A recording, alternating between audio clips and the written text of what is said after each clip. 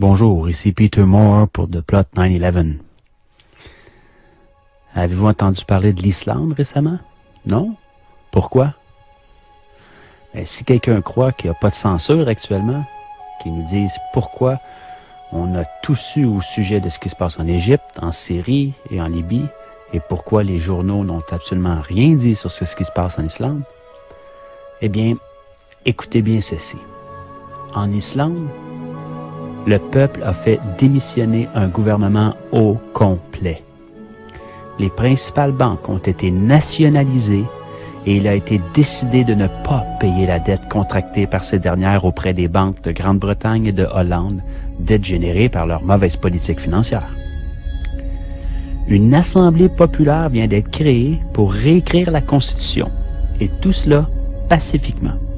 Toute une révolution contre le pouvoir qui a conduit à cette crise. Voilà pourquoi rien n'a été publié. Depuis plusieurs mois, puis même on pourrait dire depuis 2 ans, là, on n'a pas vu grand-chose. Que se passera-t-il si les citoyens du monde en prenaient exemple? Brièvement, voici l'histoire des faits. 2008, la principale banque du pays est nationalisée.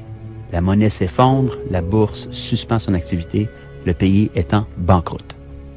2009, les protestations citoyennes contre le Parlement font que des élections anticipées sont convoquées. Elles provoquent la démission du premier ministre et en bloquent de tout le gouvernement. La situation économique désastreuse du pays persiste. Par le biais d'une loi, il est proposé à la Grande-Bretagne et à la Hollande le remboursement de la dette par les paiements de 3 500 millions d'euros.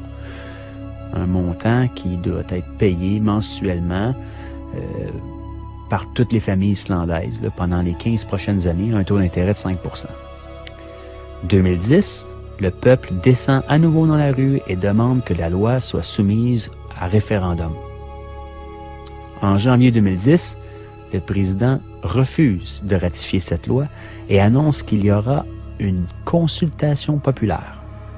En mars, le référendum a lieu et le non au paiement de la dette remporte 93% des voix. Pendant ce temps, le gouvernement a entamé une investigation pour régler juridiquement la responsabilité de la crise. Les détentions de plusieurs banquiers et cadres supérieurs commencent. Là, je parle de prison, là.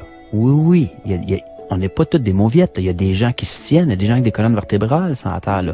On n'en parle pas des médias, bien sûr, mais ça existe. Interpol lance une enquête et tous les banquiers impliqués quittent le pays. C'est comme des rats qui quittent le navire, là. Dans ce contexte de crise, une assemblée est élue pour rédiger une nouvelle constitution qui reprend les leçons apprises de la crise et qui se substitue à l'actuelle, qui est une copie, dans le fond, de la constitution danoise. Pour ce faire, on a recours directement au peuple souverain. On élit 25 citoyens sans filiation politique parmi les 522 qui se sont présentés aux candidatures. Pour cela, il faut être majeur et recueillir le soutien de 30 personnes. Assez simple. L'Assemblée constituante commence ses travaux en février 2011 afin de présenter, en partant des avis collectés dans les diverses assemblées qui ont eu lieu dans tout le pays, un projet de grande charte.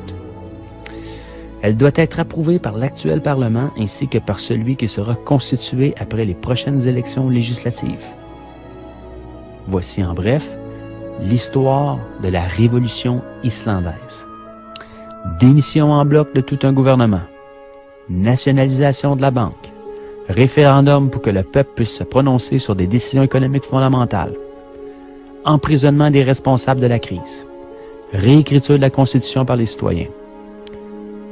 Nous a-t-on parlé de ça dans les médias européens, canadiens, américains, japonais, dans le monde, partout? Est-ce que les médias de masse ont même touché au sujet? En a-t-on parlé dans les débats politiques, radiophoniques ou télévisés? A-t-on vu des images de ces faits à la TV? Bien sûr que non. Il y a ben trop de monde qui regarde. Le peuple islandais a su donner une leçon à tout le monde entier en affrontant le système et en donnant une leçon de démocratie au reste du monde.